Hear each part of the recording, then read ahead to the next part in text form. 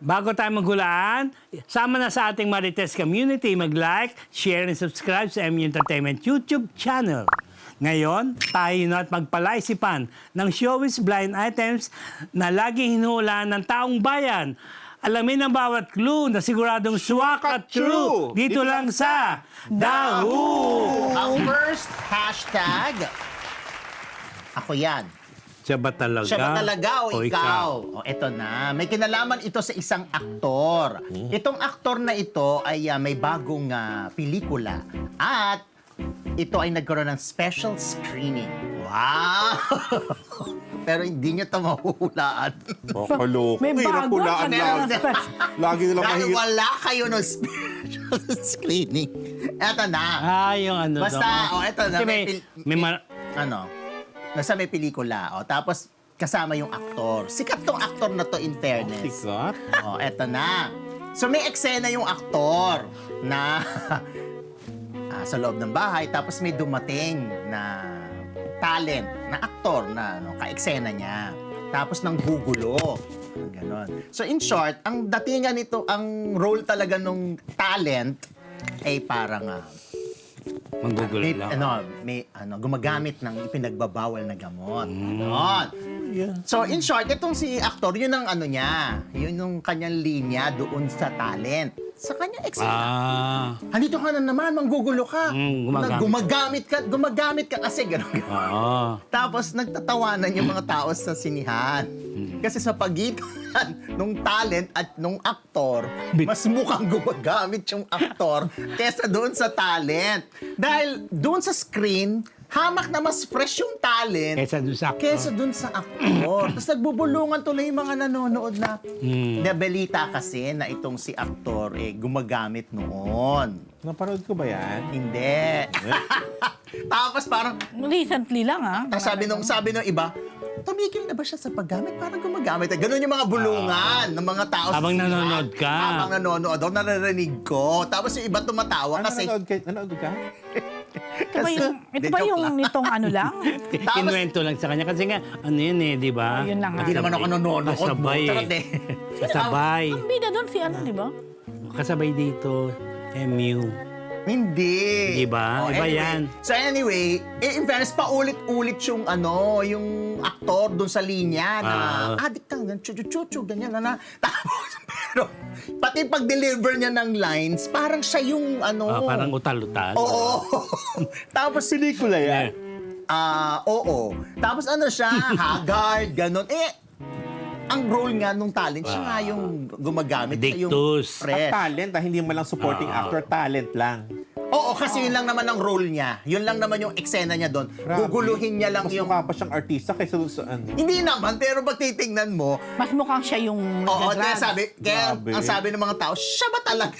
O ikaw? Yun ang sabi. Nakakaloka yung mga utak. Naawa naman ako doon sa aktor kasi mabait naman yung aktor. Naikwento pala sa'yo. Tapos, tong aktor na ito. Nung na-reach na rin ang kanyang rurok ng tagumpay. sikat siya nung kabataan niya. Oo. Tapos ngayon, syempre, dahil sikat siya nung kabataan niya, ngayon na nabibigyan siya ulit ng mga proyekto, sikat pa rin siya dahil meron siyang, kumbaga, Project. naipunla nung kanyang kabataan. Ngayon nga, medyo nababawasan na yung kanyang mga proyekto, pero nagbabalik na siya. Ito nga, binibigyan na siya ng mga heavy roles.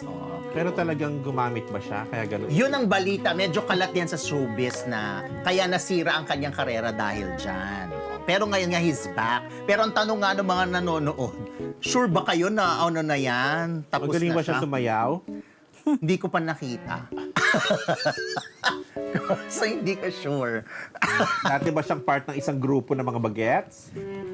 Part siya ng grupo. Hindi, solo siya. Pero nagkaroon siya ng ka-love team. Ayan. Solo lang, wala siyang kagrupo na tatlo. Dati? Tatlo sila. Oo. Hindi, wala. Hindi. Siya, pero may nagkaroon siya ng ka-love team. Naging successful din ang kanyang love team. Siya, nakapangasawa ng non-showbiz. Yung ka-love team niya, nakapangasawa na din. Ng showbiz. Showbiz, oo. Hiwalay na rin. Hindi. Magaling nga sumayaw. Hindi ko nga nakita, hindi ko sure. Kasi more of, nakikita ko sa kanya acting.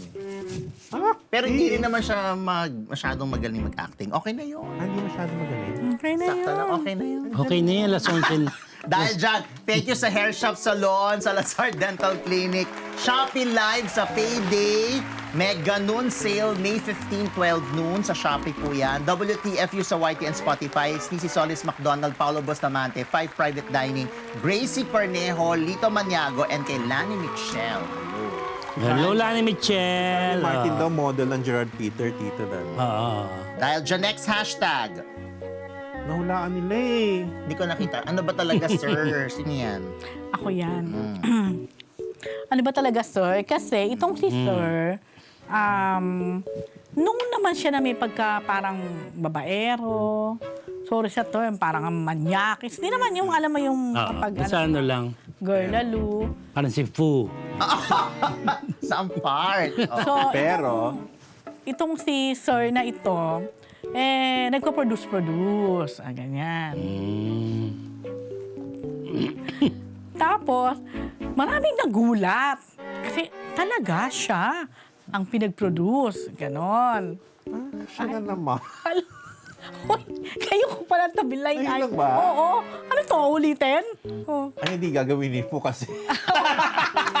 Maingay. Naalala mo ba yan? Off, ano? Kinento ko yun, di ba, nung time na yun. Oo. Siyempre, hindi mo gagawin. Oh, hindi ko gagawin yan, Okay, Rose. ako ang gumagawa. Ay, naku. Kala ko tapos na yan. Ay! Mabait Hindi sa akin yan si sir. Niline up ko yan. Oh, true. Oh, so ngayon, marami nagtaka talaga. Kahit ako nagtaka. Talaga? Kumbaga nag-spend ng money, talagang pinagbuhusan ng salapi itong aktor na ito. O ang chika-chika, true ba ng Parang hindi naman totoo. Wow! ano naman? Pagka Hindi ko, talaga wala naman ako nakitang ebidensya ever. oo. Mabait naman si sir. Ito Alam nyo na. Yun na. Parang sa kabila ng imahe niya na parang ang babaero, parang mahilig, yun nga, may sa babae, kung palaging may kasamang babae actually, di ba? Iba-iba. Biglang, si sir pala, may interest. Yata dito. Swings both ways? Oo. So parang, Baka naman ano lang, talent lang grabe tingin naman niya sa dun sa pagka- aktor. Baka naman nagagalingan siya. Hindi ganun na ang hindi, sabi. na hindi natin nakikita, pero siya nakita niya. Ang lakas mo namang humula, no? Ang lakas mo magtanggol. bait mo naman ngayon. Sir po. Oo. Ayun na nga. So, ang tanong to, ano ba talaga, sir? Babaero ka ba or Lalakero. lalakero, yun na. Or both, di ba? Ay, baka nga both. Di ba? Pwede Diba, ba Mr. yun? Fu? Kung kilala nyo si Mr. Fu, madali nyo mahuhulaan ang blind item na ito. Baka akala nila ako. Kasi, birds of the same. OMG! Yun na. Birds of the Wala na sea. masyadong clue. Basta nagpo-produce to, medyo Wala naman na ako babae. Medyo maingay. Wala naman na ako babae. Diba, itong clue ko, medyo maingay, medyo... Kasi nakakatawa yung mga hula. Ano ba yun? Hindi siya ganun ka... Lovable ba siya, Mr.? Oo naman. Parang kay Mr. hindi. Fu, lovable. Oo. Pero sa karamihan, hindi. Sa karamihan, hindi. Ayun na. Okay na yun. Siya. Okay. Of Yung course, actor ba, hindi mo bibigyan ng clue? Yung aktor na ko naman, kung mahuhulaan nyo tong si Sir, si Sir. mahuhulaan nyo na rin kung sino tong aktor. Sige pa isa. Dinala na nga sa ibang bansa, di ba? Yun na. Ay. Of course, Tita Bebot ng Colorete Clothing. Thank you so much. Ang aking accessories ay from Colorete Clothing. Ayan. So, of course, sa aking pinsan na si Irene. Hello, hello. Ano ba, magkikita? Hindi siya uwi ng weekend. Then, Ninong Boyet, Ate Maribel, Happy Mother's Day pa rin po. And marching kay Ate Janet. And welcome ko, sabi nila, welcome ko. Ayan. Welcome kay Pastor Dr. Serge Arevalo sa Trinity UMC. Yan ha. And then, of course, gusto ko magpasalamat kay Isha. Welcome ka na rin ngayon. Oo nga, gusto ko magpasalamat kay Isha, kay Tani Cruz, sa nangyari kanina. Salamat sa inyo. Of course, kay Light, kay G, at sa aking brother-in-law kay Sammy, at saka kay Ate Army. Yan. And sa aking uniko iho, Gio, please mag-ingat ng 10 beses, 10 doble. Okay? Make it Yun po. 100. Make it 100, correct. Ay, thank God. Thank Safe siya. God, yeah. Thank God. Ito for lack of them. Ay, may disclaimer. Next hashtag. Kasi itong pakulukan muna. dalawang ano yan, una muna si A, isang basta pamintang male personality. Pag paminta, ano, di ba? Una mo nag-ingay kasi dati noon, di ba, naging maingay yung pamintang male personality na yan. Ay? Kasi kung kani-kanino. Pamintang male sabi niya, hindi naman siya ano, kasi nga naging malapit lang siya, whatever. Ayoko na. Ito, naging kung kani-kanino, dumikit para, so naakusahan siya ng gagamit. Ayun. Pero dinideny niya yun. They're just friends. Ito ngayon, natigil yun. Kung sinusubaybayan niya itong male personality, pamintang personality. Kasi nga marami siyang followers. Heto na nga ngayon, nagbago ng kanyang mundo. Nakikikolab na siya sa, sa influencer, sa mga trending na personalities. Na SS na yung sinend ko. Na ano? Dali mo muna. Atin. Sinend ako, Na- di ba? Sa Na-SS niya personality, kung ano yung ginagawa nung trending,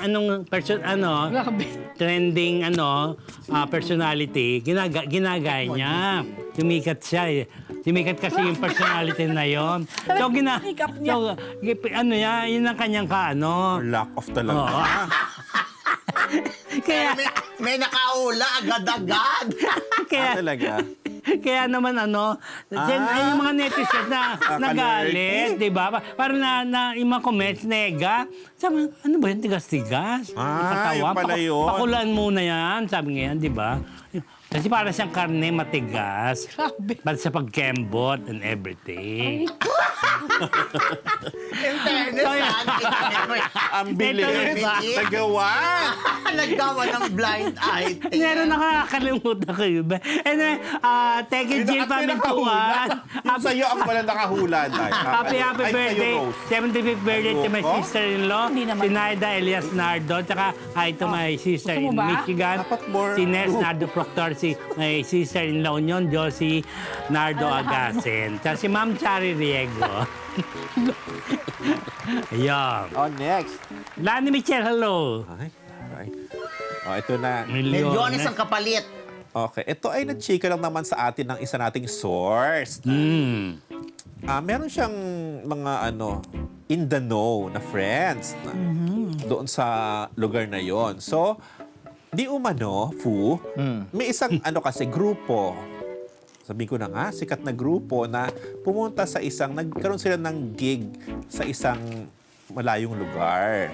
Grupo ng mga lalaki o grupo ng mga Babae. babae? Basta, isang sikat na grupo. Basta grupo lang Nag-perform siya. sila somewhere sa isang lugar na parang big deal yung ginawa nilang gig na yon somewhere. So, ang chika, nakaraning sa ating chika, kasi dati may mga nag-float ng chika na, ay, nagbayad dyan para makapasok doon sa na yun, sa event na yun. Tawa na naman. Nagbayad sila para hindi naman totoo. Hindi naman kasi pwedeng bayaran yung event na yun. Prestigious yung event na yun na hindi ka basta-basta pwedeng magbayad para makapasok doon. Ganun. So, Pero, yan. Yan. Isang malaking pero, di umano. Meron silang binayaran, Tito, na kumbaga parang agent nila or broker para yun yung nag-push doon sa doon sa grupo na to para makapasok doon sa prestigious. baka yun ang nagbayad yung agent. Naglagay. Hindi. Siya doon parang malakas siya doon Kung sino may mga ganun, di ba? May mga taga-lobby. Kasi hindi naman kilala ng mga yan ng mga nasa ibang lugar. So sabi, ito po, i-push ito. Pinus niya, kapalit ng milyon. Para dun sa event. Yes, kasi prestigious naman yun. Hindi ka Favorite basta-basta. food, di ba? Hindi ka basta-basta makakapasok sa nasabing event. Dito ito, ang di umano nagbayad ang yung nagmamanage sa mga sa grupo na to ng 25 million pesos kapalit nung gig na yun. Exposure. Nasabi ko naman, ha? Sa panahon ito Ganun ba? kalaki? Wala Parang nga di silang, siguro. parang ngayon may pambayad sila na Correct. gano'n. Ay, Sabi- daw. Meron na Ay, ba? Well, sabi ng isang source, pwede raw na bloated yung figures na yun. Pwede naman mas mababa. Pero nagbigay pa rin ng... Milyon. Pwede pa rin million. Oo. Hindi man 25 dito. Pwede pa rin... Malaki pa kasi rin. Ang katwiran naman kasi nung Mas group, malaki ang nung babalik. management Exposure. yung bonggang exposure nila doon ay mababawi naman nila pagdating ng araw kasi bongga yung balik. Kumbaga, magkakaroon sila ng mga premium endorsement. Invest ka muna. Yes, mag-invest ka ng ganun. Pero babalik yan eh. At alam mo na mga, nachika ko yan sa ibang mga grupo natin, mga taga-showbiz. Sabi ko, totoo ba? Na may ganitong payment na nag-actual. Sabi ko, alam mo, hindi kami nagtataka. Pwede talaga yan. Sabi, kasi ang dialogue pa ng isang taga-showbiz na ang sabi Hindi sa akin, siyang member. hindi siya sa ibang sa ibang siya bakuran. Sabi niya, alam mo ba, naniniwala ako diyo kasi ang sabi nila, ang magsasalba ng kanilang Ganon? kampo ay itong grupo na ito. Sabi ko, paano? Sa anong paraan? Kasi parang ang hirap. Malaki din. ba kita nung Napaka-pressure grupo niya? naman no sa Bakit sila mga ano. Parang yun daw ang... magpapasok na malaki at Parang- limpak na sa Oo, laki? parang- sabi ko, talaga ba? Yun Talaga daw ba ang- grupo, parang no? lahat ng nila, ng kanilang, kumbaga, they're putting all their bets. Oo, grabe sa naman. sa grupo na to. Siya Talaga naman namang pressure naging daw. maingay naman talaga dahil sa ginawa nilang gig na yun na talaga namang, di ba? Bongga naman talaga yung gig na yun. Iba to yung naisip ko. Pero okay na yun kesa sa ibang gagawin. Oo. Pero yun nga, di umano, milyones ang kapalit nung bonggang exposure nila na yun, Tito. Kilala ko yung source Sa- mo eh. Oo, hello sa source. Ayun. Tapos, binati mo ba kanina? Oo, thank you sa source. Oo, alam na niya kung sino siya. Siya alam ba mo- ang source? Hindi siya yung isa pang kaibigan ng Siya ang binati? source ko, pero yun nga, nagmula rin yun sa grupo rin, doon din sa kampong yun. Doon ko rin nasagap. Yun.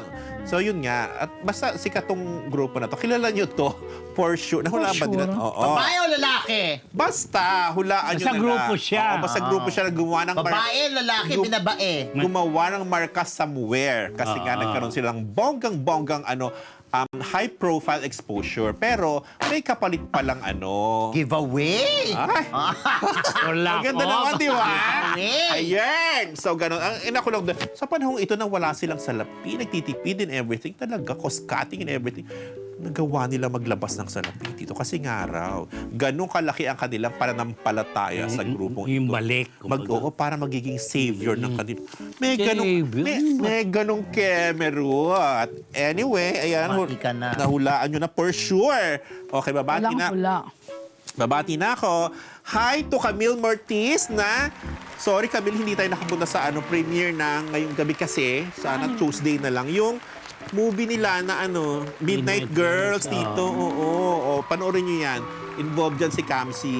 So, ang Midnight Girls, ang bida dyan ay sina Jody Santa Maria, Sanya Lopez. Sanya Lopez.